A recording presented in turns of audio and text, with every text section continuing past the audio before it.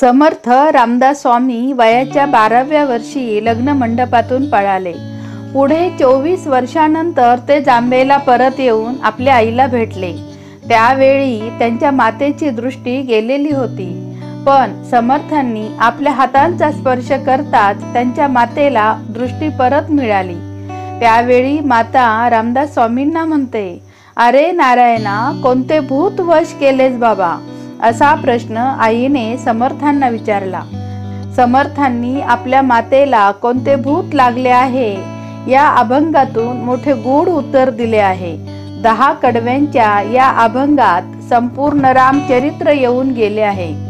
समर्थ म्हणतात, होते वैकुंठीचे कोणी, शिरले अयोध्या भुवनी, लागे कौसल्याचे स्तनी, तेची भूत गे माये, जाता कौशिक राऊळी, अवलोकिली भयंकाळी, ताटिका ते छळूनी गेली, तेची भूत गे माये, मार्गी जाता वनांतरी, पाय पडला दगडावरी, पाषाणाची झाली नारी, तेची भूत गे माये, जनकाचे अंगणी गेले, शिवाचे धनु भंगिले, वैदेही अंगे संचरले, तेची भूत गे माये, जेने सहस्त्रार्जुन वदिला, तोही तात्काळची भ्याला, धनु देऊनी देह रक्षिला,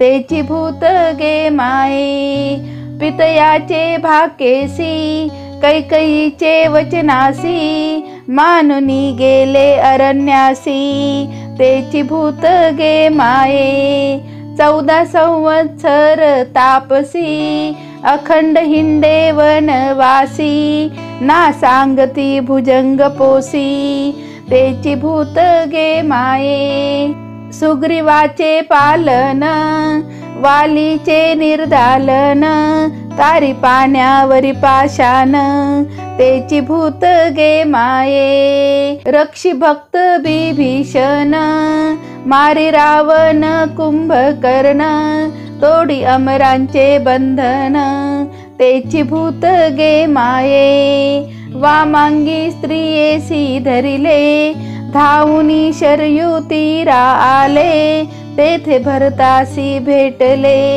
तेची भूत गे माये, सर्व भूतांचे हृदय, नाव त्याचे राम राय, रामदास नित्य गाय, तेची भूत गे माये, तेची भूत गे माये, सर्व भूतांचे हृदय, नाव त्याचे राम राय, रामदास नित्य गाय, तेची भूत गे माय, होते वैकुंठीचे कोणी, शिरले अयोध्या भुवनी, लागे कौसल्याचे स्तनी, तेची भूत गे माये, लागे कौसल्याचे स्तनी, तेची भूत गे माये, तेची भूत गे माये.